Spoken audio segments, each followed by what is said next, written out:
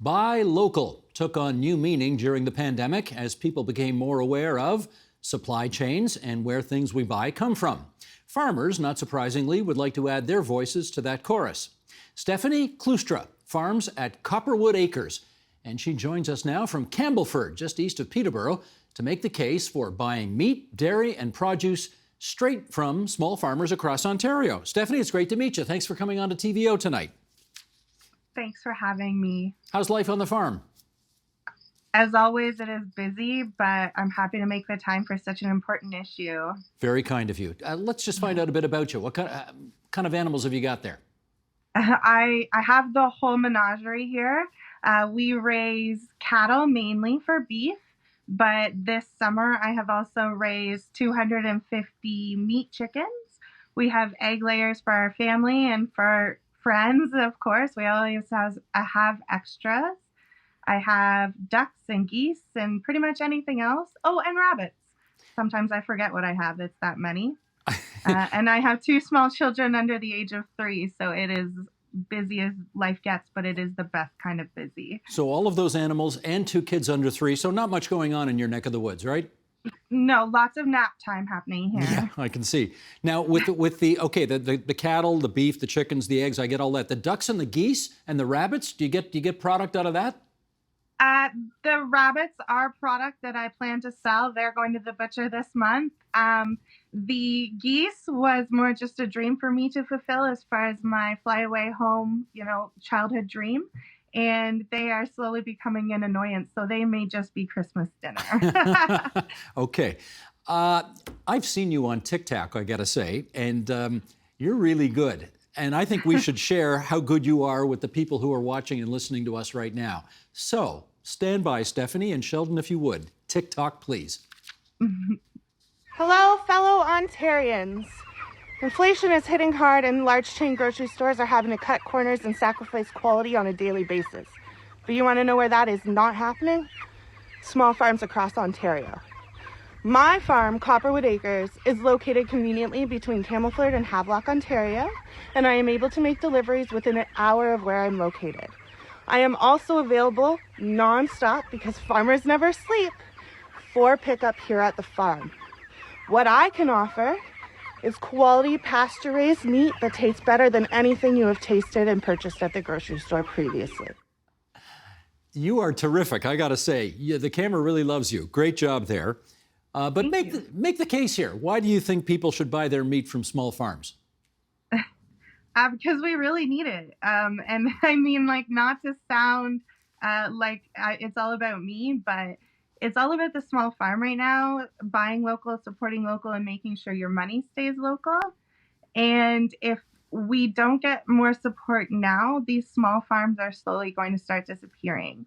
And in order to offer quality meat that is, I like to say, ethically raised, we are raising this meat for our own families. It's really important to make sure you're supporting that in any way that you can, whether it be on social media, because I'm not the only one that is doing this now, or whether it be by actually purchasing our products. What generation farmer are you? It's weird. I'm actually a first-generation farmer. My husband and I have only been doing this 3 years. I was always a true believer that if you build it, they will come. But it's actually the most difficult part is getting people to come out to my small farm and purchase what we are building and what we are creating and what we have available. Well, I'm sure you knew how tall a mountain it would be to climb to be a successful small farmer in the province of Ontario today. So why are you doing it? Well, it's really just about my family. It's been a goal to have something where we can raise our own food and eat something that is healthy, and I know exactly what is going into it. However, with having my second daughter, the opportunity arose because I am in Ontario and I am on maternity leave, that I can raise enough meat to try to sell it and actually start doing this full time. So I guess you can say I'm taking advantage of opportunity. Technically, I'm still employed and I'm on maternity leave. But I'm working really hard in the meantime to build something else that I feel strongly is very important. What time do you get up every day? When my daughter decides, time between 5 and 6:30, and chores are usually done by 7:30 or 8. Those babies tend to be really good alarm clocks, aren't they? I will sleep when I'm dead, probably, but it is honestly the best way to wake up. I will miss them when they're gone. Oh, that's sweet. I'm sure, look, I know people obviously in their hearts would love to support you. I know they care about small family farms. They don't want to see your way of life and the business that you do disappear. But obviously people are cost conscious today and they want to know what your prices are like compared to if they go to the big supermarket down the street. What can you tell us? Well, I can tell you that with inflation hitting every market and grocery store specifically, right now our prices are more comparable than ever. My prices have really not been too affected at this time.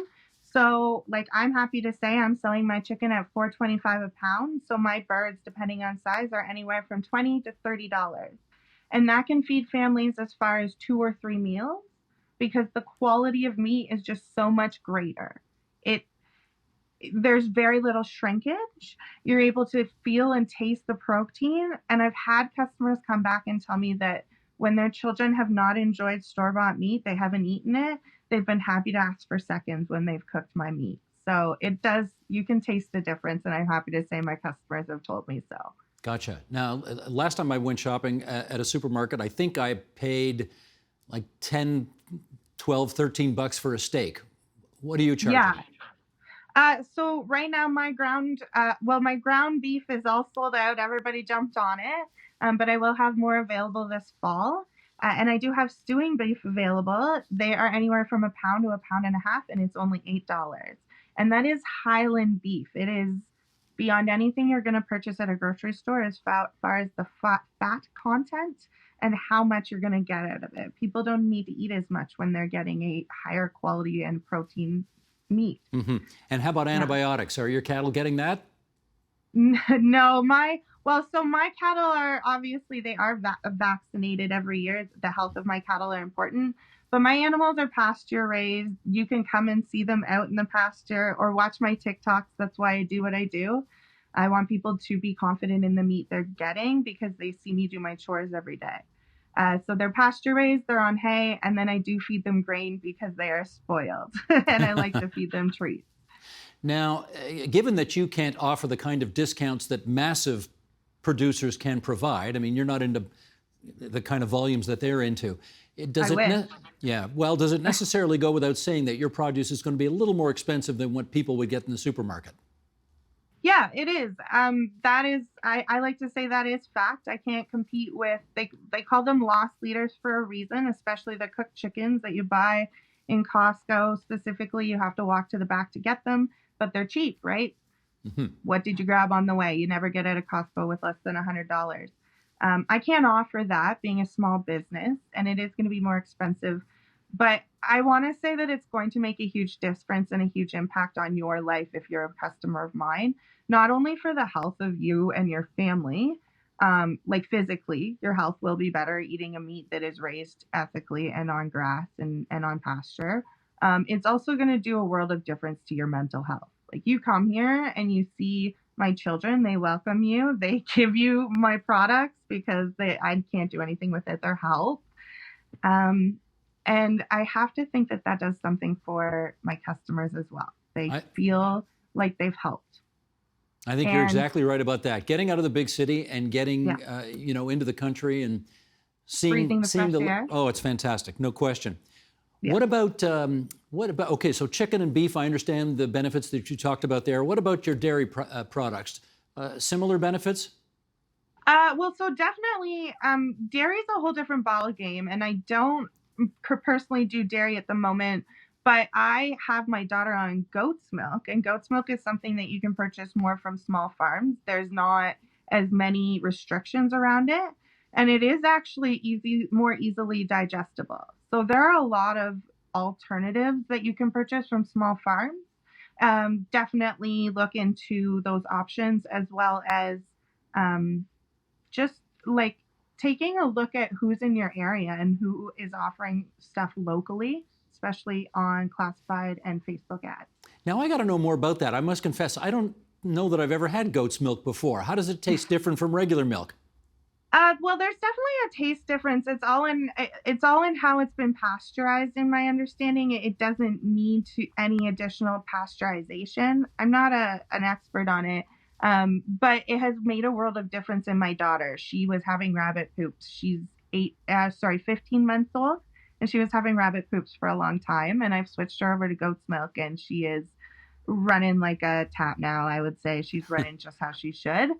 Um, it does taste different, but it's something that you have to like really shake it up and make sure it's all been properly shook, I find, and then it tastes just fine. I like Gotcha. it.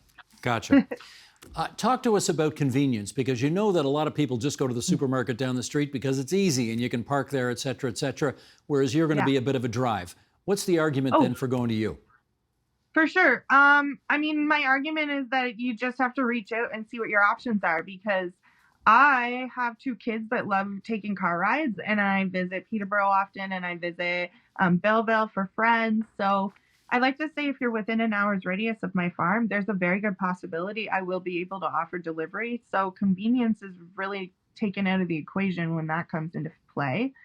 And then also, there's so much to be said for, like you said, coming out, taking the drive, and seeing where your meat is coming from and how we're doing things, and just becoming friends with farmers is actually pretty cool. Amen. Amen to that.